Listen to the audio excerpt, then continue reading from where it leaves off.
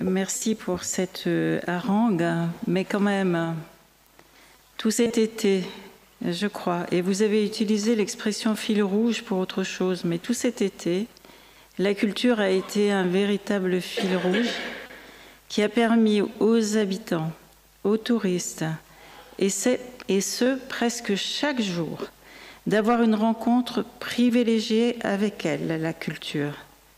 Concert de la Symphonie des Arts, Festival Pelpas, petite forme théâtrale, concert dans les parcs, cinéma en plein air, spectacle de la place du Château, avec pour la première fois intervention du spectacle vivant et notamment les percussions de Strasbourg, concert de flûte sur la plateforme de la cathédrale, le festival Farce. Et il me semble bien avoir vu certains se rouler dans les plumes avec délectation parce que c'était un moment de poésie populaire qui a été fortement apprécié. Sans oublier toutes les activités, découvertes, visites insolites dans nos musées, au 5e lieu ou dans les accompagnements des sites UNESCO Grand-Île et Neustadt, Festival Colors, et bien d'autres, et aussi, en particulier, la reconnaissance des pratiques amateurs qui sont si importantes dans le quotidien de nombre de nos concitoyens. Et depuis septembre, un véritable tourbillon culturel. Les bibliothèques idéales, tout d'abord, à l'ouverture desquelles François Wolfermann et moi-même avons lu un texte de Salman Rushdie pour honorer et saluer l'importance de cet écrivain, encore une fois la cible de l'intolérance et du terrorisme. Bibliothèque idéale, qui dans le cadre aussi du 70e anniversaire du Parlement européen, ont vu l'hémicycle du Parlement européen plein à craquer pour la rencontre avec les écrivains, pour les débats qui ont pu être menés. Rencontre également dans les bibliothèques, médiathèques, Festival Musica qui bat son plein, ouverture des saisons de nos principales institutions, et en particulier, je salue, aujourd'hui, 26 septembre, l'anniversaire de la création du syndicat intercommunal de l'Opéra national du Rhin, qui allie, comme vous le savez bien, les villes de Strasbourg, Colmar et Mulhouse, anniversaire des 50 ans qui, pendant tout le week-end, a permis à la population, à une population enthousiaste, de découvrir un certain nombre des activités et bien évidemment d'assister aussi à des concerts lyriques du chœur de l'Opéra du Rhin qui est internationalement reconnu. Je peux ajouter encore les nuits électroniques de l'Ososphère, le démarrage du Festival du film fantastique, le Festival d'une langue vers l'autre, les Journées européennes de l'architecture, l'opération Quartier populaire portée par Mémoire vive, etc. Donc, où est l'abandon de la culture? Où la ville de Strasbourg, écologiste et citoyenne, sacrifie-t-elle la culture? Non seulement notre municipalité a prolongé les actions et projets qui avaient été initiés préalablement, mais elle les a amplifiés, en a créé d'autres. Élargissement des bibliothèques idéales avec l'implication des libraires, et pas seulement d'un seul. Une symphonie des arts ouverte à d'autres esthétiques. Une traversée de l'été festive et joyeuse dans une diversité de propositions. La place plus forte faite aux artistes femmes. Et je signale les rencontres internationales de l'illustration qui ont mis en valeur les femmes, mais aussi le festival de jazz de la Petite France. Et puis quand même, et heureusement vous l'avez cité, la reconnaissance par l'UNESCO de Strasbourg comme capitale mondiale du livre. On dirait que c'est une petite chose. Première ville française, et seule ville française à pouvoir l'être selon les statuts de l'UNESCO pendant 10 ans. C'est-à-dire que pendant 10 ans, aucune autre ville française ne pourra candidater. Cette formidable reconnaissance a salué le travail de l'ensemble des partenaires du livre. Bibliothèques, librairies, universités, établissements scolaires, centres socio-culturels, structures culturelles, entreprises de la chaîne du livre, mais aussi tous les habitants et habitantes de Strasbourg, lectrices et lecteurs innombrables, fidèles et constants. Le 22 septembre dernier, j'ai eu l'honneur de signer, aux côtés des villes d'Anvers, d'Athènes, de Buenos Aires, de Guadalajara, de Kuala Lumpur, de Tbilissi, de Turin et de Wrocław, la charte des villes capitales mondiales du livre.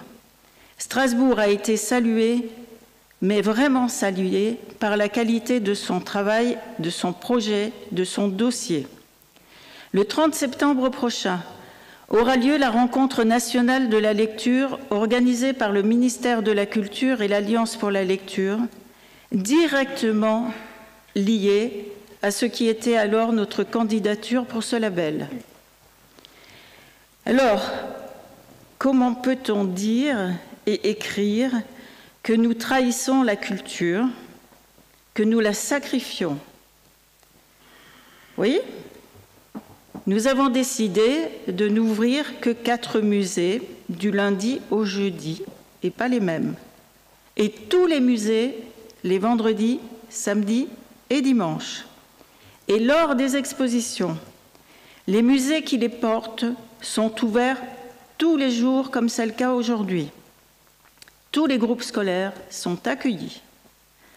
J'ai tout entendu, et le contraire de tout. Ce qui est certain, c'est que nous continuons à enrichir les collections des musées. Et oui, je remercie très sincèrement les associations de la Société des Amis des Arts et des Musées, de celle des Amis des Musées d'Art moderne et contemporain de Strasbourg, des Amis de la Cathédrale et des Amis du Vieux Strasbourg, ainsi que tous les donateurs individuels qui sont nombreux, parmi eux de très éminents donateurs, de très éminentes personnalités internationalement reconnues, mais aussi des anonymes. Leur aide nous est infiniment précieuse et nous le savons et nous les remercions plus que chaleureusement. Je comprends parfaitement l'émoi. Moi aussi, je préfère que les musées soient ouverts et même qu'ils puissent l'être davantage. Mais nous avons dû prendre cette décision dont nous allons bien sûr évaluer les incidences. C'est ce que nous avons dit notamment et répété à plusieurs reprises, et en particulier lors de la rencontre avec les représentants des personnels des différentes catégories de métiers qui travaillent dans nos musées, parce que ce sont des secteurs extrêmement importants. Lorsque nous les avons rencontrés, oui, nous avons évoqué la nécessaire amélioration des conditions journalières de travail, notamment des personnels d'accueil et de surveillance, mettre à plat tous les dysfonctionnements anciens et qui ont été accrus, oui, par la suppression de 17 des postes dans les années 2015-2017.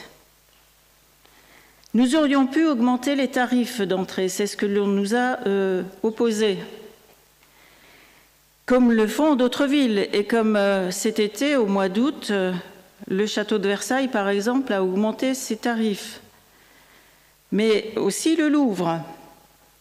Nous avons fait le choix de ne pas augmenter les tarifs parce que pour nous, il est important que l'accessibilité de l'ensemble de la population puisse être garantie. Oui, les musées sont une de nos préoccupations très très fortes.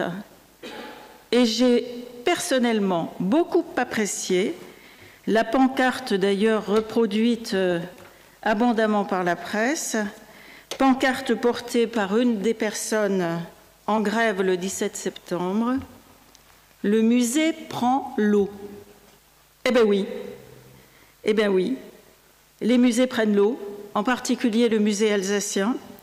Le Palais Rohan, qui est dans un état qui n'est pas acceptable dans une ville comme la nôtre, pour ne citer que ces 2 musées. Et pourquoi? Manque d'entretien sérieux pendant des années. Défaut d'investissement qui font qu'aujourd'hui, la situation n'est plus ni soutenable ni acceptable. Et que dire du bâtiment de l'Opéra? Et pardon, avec tout le respect que j'ai pour la ministre de la Culture de l'époque, il y a un certain nombre d'années maintenant, il y avait la possibilité de lever tous les leviers pour amorcer et lancer tous ces investissements au moment où les questions budgétaires ne se trouvaient pas posées de la même façon. Je pense que nous n'en serions pas là aujourd'hui, mais ni les prédécesseurs, ni les successeurs récents n'ont pris à bras-le-corps ce sujet et ce dossier. Oui, il y a eu la restauration du Palais des Fêtes dans lequel nous sommes, mais qui n'est pas terminée. Le problème, et Alain Youn l'a rappelé, c'est que c'est une coquille vide sans projet ni gestion pensée. Oui, le nouveau théâtre du Maillon, qui est un formidable outil, mais qui est très problématique du point de vue de la maîtrise énergétique. Et on pourrait évoquer encore le théâtre de Haute-Pierre, parfaitement rénové effectivement, mais dont la gestion n'a pas été davantage pensée. Je crois sincèrement que nous n'avons pas de leçons à recevoir. Nous avons conforté le budget de la culture. Nous l'avons même augmenté d'1 million en 2022. Et un fonds culture a été inscrit au contrat triennal grâce notamment à la détermination de Madame la maire. Quant à nous accuser de ternir l'image de Strasbourg au niveau national, voire international, franchement, moi je vous retourne le propos. Parce que, à force d'accuser notre municipalité de détruire, de sacrifier la culture, c'est vous qui nuisez, en fait, à l'image de Strasbourg. Alors que, lorsque l'on discute, lorsque l'on échange avec l'ensemble des acteurs culturels, avec lesquels, et ils le disent, nous sommes la première municipalité à les rencontrer régulièrement, de façon mensuelle.